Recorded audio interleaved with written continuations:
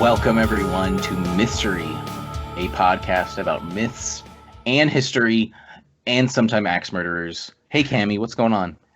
Hey, Brian. I'm just deeply disturbed with our next story. I know. Definitely not a family-friendly one. Right. So, Mythstorie podcast about myths and history. We like to grab famous myths and tales. Then Cammy will give you a little story. And then we'll have a discussion about kind of the history and stuff behind it. It's fun. Hercules, he has a brother. We talked about that recently.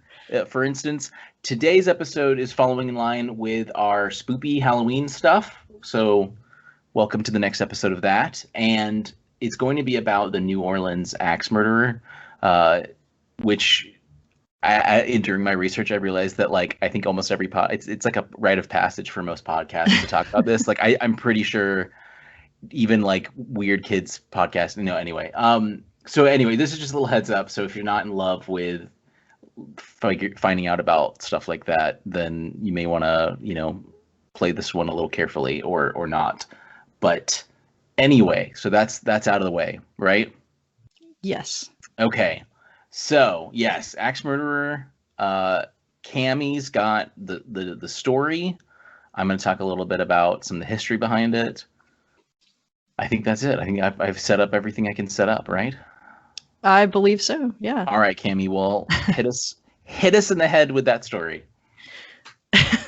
With the blunt end of an axe. Yeah. So I used Wikipedia, the Axman entry, for this, as well as filmdaily.co, the murder mystery behind the crazed Axman of New Orleans. On March 13th, 1919, after a string of axe murders, the Times-Picayune published this letter. Hell, March 13th, 1919. Esteemed mortal of New Orleans, they have never caught me, and they never will. They have never seen me, for I am invisible, even as the ether that surrounds your earth. I am not a human being, but a spirit and a demon from the hottest hell. I am what you Orleanians and your foolish police call the Axeman. When I see fit, I shall come and claim other victims. I alone know whom they shall be. I shall leave no clue except my bloody axe, besmeared with the blood and brains of he who I have sent below to keep me company. If you wish, you may tell the police to be careful not to rile me. Of course, I am a reasonable spirit. I take no offense at the way they have conducted their investigations in the past. In fact, they have been so utterly stupid as to not only amuse me, but His Satanic Majesty, Francis Joseph, etc. But tell them to beware. Let them not try to discover what I am, for it were better that they were never born than to incur the wrath of the Axeman. I don't think there is any need of such warning, for I feel sure the police will always dodge me, as they have in the past. They are wise and know how to keep away from all harm. Undoubtedly, you Orleanians think of me as a most horrible murderer, which I am, but I could be much worse if I wanted to. If I wished, I could pay a visit to your city every night. At will, I could slay thousands of your best citizens, and the worst, for I'm in a close relationship with the angel of death. Now, to be exact, at 12:15 early earthly time, on the next Tuesday night, I'm going to pass over New Orleans. In my infinite mercy, I am going to make a little proposition for you people. Here it is. I am very fond of jazz music, and I swear by all the devils in the nether regions that every person shall be spared in whose home a jazz band is in full swing at the time I have just mentioned. If everyone has a jazz band going, well, then, so much better for you people. One thing is certain, and that is that some of your people who do not jazz it out on that specific Tuesday night, if there be any, will get the axe. Well, as I am cold and crave the warmth of my native Tartarus, and it is about time I leave your earthly home, I will cease my discourse, hoping that thou will publish this, that it may go well with thee, that I have been, am, and will be the worst spirit that ever existed, either in fact or realm of fancy. the Axman. The first murder was almost 10 months to the day before the letter was received. Joseph and Catherine Maggio were asleep in their beds after a long day at work in their privately owned grocery store. The two were attacked with the blunt end of their own axe, and their throats were cut with a razor. In June, he struck the home of Louis Bessemer and his girlfriend, Harriet Lowe. These two survived the attack. Then in August of the same year, Ann Sider was also attacked with the blunt end of an axe in her sleep. Authorities were putting it together that this must be the work of one man. 5 days later, Joseph Romano would not survive his ordeal, and panic reigned through the bustling city. For months, there were no new victims, but on March 10th, 1919, Charles and Rosie Cortamagia and their young daughter, Mary, were attacked. Mary was the only one to succumb to her injuries.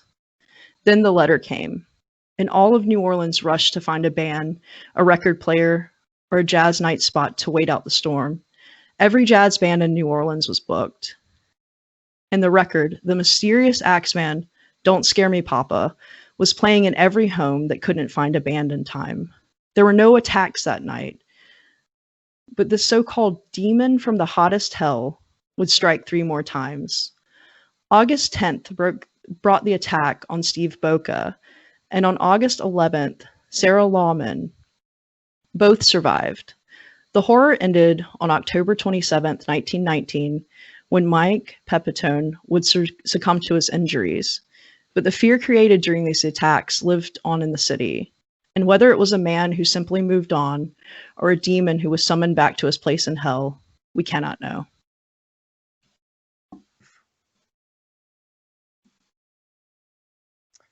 Yeah. Bryant, you're muted. Am I?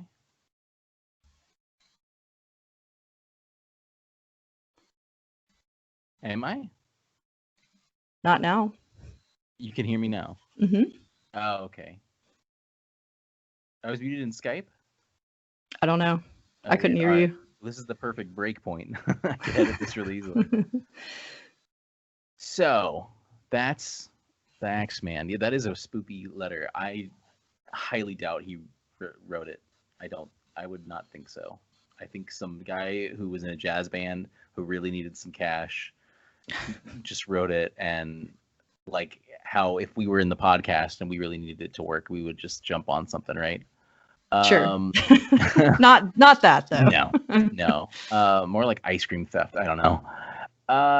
This is an interesting story, and I think it is sort of going into like a mythological status because I'll just kind of say there is no indication of who it really is. I'll go over my sources because I kept it really simple here. I looked over a few things, but I mainly pulled my info from Wikipedia's section, of course, and then Heather Monroe wrote an article for Medium where she kind of did her own version of this. I looked at a few people's accounts. I mean, it's very covered. Lots of people have covered this subject, and it kind of reads the same as you go on and on and on. But reading her account and reading Wikipedia's account was really interesting, and especially because this is my first time really ever. I hadn't heard of this before, and it's just kind of funny. So I'll just sort of go over some of the what you talked about as you did. So in total, the spree was from 1918 to 1919, May of 18 to October of 19. Although there's some ideas that it could have been connected to some murders in 1911, but no proof really. 6 dead total and 6 injured, which is wild because in most cases, in almost every case, someone was like their head was clubbed, typically with an axe, but it's not the axe part of the axe apparently. Even in the first killings, the Maggio family, they were actually razored first and then clubbed. They think it was probably to like hide the true mystery, just kind of confound things a little bit more. Sure. But yeah, so there was no real connection with like other than sort of what happened. Like, so in most cases, the murder weapon would usually be left on site, and I had to think of. I'm pretty sure it's John Mulaney who does this joke about like detective work in the early a while ago, before forensics, modern forensics. And he's like, a detective will come onto the crime scene, and a policeman will come up. Detective, we think we found a pool of blood in front of the window that the murderer jumped out of. And the detective goes, or John Mulaney, the ad detective, goes, gross, clean that up. Because there's nothing you can't. There's an axe, and there's all sorts of evidence, but there's nothing you can do with it, and that's right. That was well before DNA and exactly, and all of yeah. that. They had fingerprinting, but that was about it. Right, and this is wild. I mean, and so it's really unfortunate that this happened to these people the way it did, of course. And of course, everyone who survived, I mean, they just had their head clubbed in. So the first thing they remember is nothing, I think it was Steve Boca too, who even like got hit, and the dude ended up bolting, and he even went outside and was like walking around, and then he realized, oh, I'm gushing blood from my head, and then he went to his neighbor and collapsed, and I think he ended up surviving overall. But how do you really survive something like that? And it wasn't until the third murder, it looks like, Anna Schneider, who was pregnant, but thankfully had a healthy baby, and it looks like they were fine for the most part afterwards. That the police publicly started kind of connecting it with everything. But it was just wild. The most wild case too was the Bassumer. Bassumer was a grocery store owner. He was the third, or technically, I think the second victim. If you're not, the Maggios were together, but he was like the second victim, different victim. And it was him and his mistress were attacked. And this is wild. You don't have forensics. You're trying to work with what you got. Well, while investigating everything and looking at everything, the police found letters in a trunk that Bassumer had. I think it was in the trunk of his car. And of course, if you have foreign letters in your car, you're obviously a German spy. Like, that's the dots that you have to connect. And so there's this whole debacle now. They arrest Bassumer. I mean, keep in mind, he was clubbed in the face. So again, not everyone was axed. I mean, it was really weird. But Bassumer essentially survived. So before the letters, though, an African American employee was arrested that was employed to him but of course they couldn't stick any charges, so that didn't last long. But then they found the letters, and I think he was in jail for like a day. But then they were like, "Wait a minute, this isn't evidence. This doesn't mean he's a spy." But then of course the mistress actually also said he was a spy, and then she passed away, or just before she passed away, she then said he did it to her and himself, and he actually went to jail. He was in jail for about 10 months while the jury figured out, no, he didn't do it to himself and his mistress. So super crazy. That one was the weirdest one. And I think that it really helped it helped push this into the public sphere way more than it could have, because of all of the craziness behind it. Police were like fired or demoted from that too. It was terrible. It was just like the worst. It was so wild reading it and just hearing these people going like, this letter's in German, or they weren't even all in German. I mean, it was just several different languages, one of them being German, but it's wild. Did they talk about the content of the letters at all? No, here I have it here. This is from Wikipedia. A series of letters written in German, Russian, and Yiddish were discovered in the trunk in the man's home. So, come on, all right, yeah. I mean, but it's just that we're on the precipice of I know this isn't the McCarthyism age, but it's that idea, that sensationalistic idea that it's going into. So, well, this was right after World War I, right? Pretty much right after it, yeah. So, but weird. It's so absurd to me that's the conclusion that you make. I mean, you're in New Orleans grocery store. I mean, come on. The guy was attacked. He had to go to the hospital. Right. I couldn't imagine you could attack yourself with the blunt end of an axe effectively. German spy. Yeah. What's the goal here for a German spy? Stealing bananas? I don't know. But the rest of the victims kind of went as you say. In many cases, there would be a bloodied axe in the lawn. There'd be he would like literally like chisel through the back door or something like that. And they were very small areas too. The another kind of crazy one was the Cortmelia family. Cortmelia. Him and his wife were attacked. They both survived. And it had this is where we really see the distinct pattern of the bloody axe and the back porch of the lawn, the chiseling and things like that, and then the way the murder was done. And this was just unfortunate because the woman, his wife, actually claimed it was neighbors who the evidence wasn't really clear there, but they were in jail for a year before she publicly came out and said that it was false. And it was a 69-year-old man, and I think his son, who was like 6 foot, 200 pounds, and it would have been impossible for him to go through the chiseling that he made. Chiseling couldn't have been like a decoy, and he got in some other way. I don't think there was evidence of him coming in another way. Is the thing. There was in one of the murders, I think it was Anna Schneider. He did come in through the window. There was no chiseling. But it was clear he came in through the window. From what it seems, I'm just sort of putting the pieces together myself. I'm trying to, and but it was just that Charles Cortmelia, he ended up divorcing his wife, and it was rough. I mean, having that happen and then having the wife do that, I mean, that's just really unfortunate. But it's crazy back then.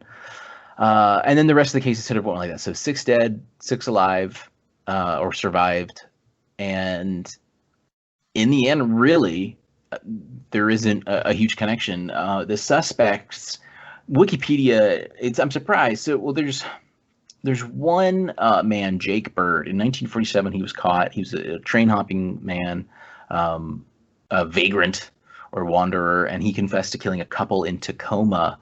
And he was a teenager in New Orleans. And so being a teenager, he probably would have had the statute to have been able to fit through. But there was nothing to link it other than theory, and he was there in that time. I mean, but there's nothing really to stick to it. Wikipedia just sort of mentions a few prominent ideas that crime writers have talked about as the authority. There's a man, Joseph Momfrey, who was shot dead in Los Angeles in December of 20, who is the widow of the dude Mike Pepitone, the Axeman's last known victim. It's a small kind of string, but it is sort of interesting. There isn't anything kind of connecting the Momfrey stuff, though, his death in Los Angeles in that time frame, so it doesn't quite fit. So like there are these little ideas, but it's really there's really not much. The wife of, okay, so the Los Angeles murder. Yeah. It wasn't a murder, right? He survived, right? I'm not sure. It says he was. Hold on. Or he disappeared, maybe? Shot to death in Los Angeles in December of 20 by the widow of Mike Pepitone. But I don't even see Pepitone. Wikipedia's little section is really strange. I mean, the Medium article talks about the gentleman Jake Bird, but Wikipedia doesn't even mention that, which is kind of odd. And if you Google the Axman of New Orleans, it'll show the mugshot of Jake Bird. So it is sort of a leading theory that it's him, in a way. But anyway, I mean, it didn't really go far. We're with the suspect. Like I said, that's kind of the most we've got, and it's completely just suspect for Jake Bird even. What's interesting, I was reading kind of into this. So a lot of the people that were killed, if you can look at the names, were Italian immigrants, and there wasn't like a spree of Italian immigrant murders, but in a way there was. A lot of Italian immigrants were targeted in certain attacks. Strangely enough, I was looking into it. Like there was, and a lot of them were grocers too. Like they had the same type of business. Right. Yeah. So it was really interesting.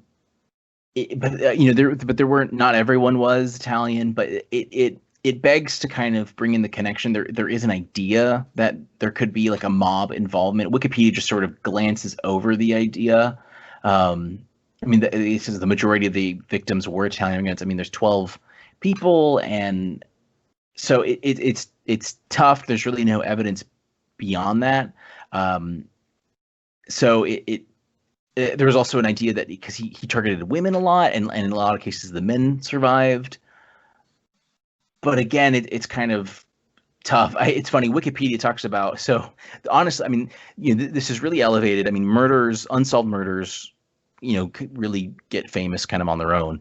But this one was wild because of the letter, because of the whole thing on jazz. I mean, that was absolutely crazy. I read this and I was like, oh, that's why like parents thought jazz music was the devil, because it was the devil. It was just really, it was wild. I never knew about the axe murder, and if you would have told me it was jazz, then it was crazy. I mean, we talked about the Pied Piper and the dancing mania epidemic in the medieval period. I mean, that's like seems like something like that. But that's been a huge part, and today, movies, TVs, and especially music have called back to that whole concept regularly. So really wild, and no one did die that night and it was like all the dance halls in New Orleans were completely packed. And every professional and amateur band was playing at parties around town. I mean, it was absolutely insane. On a Tuesday night at 12 a.m. I know, yeah. Like so it did have a profound effect on this area. And this area does, of the areas of New Orleans that he affected, there is, semblances of it all.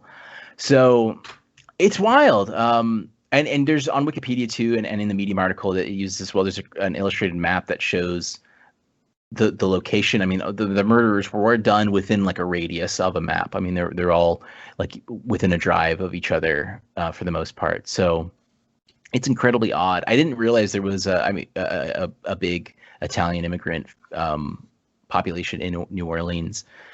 I mean, it makes sense in the end, but it's just weird. There's a lot here.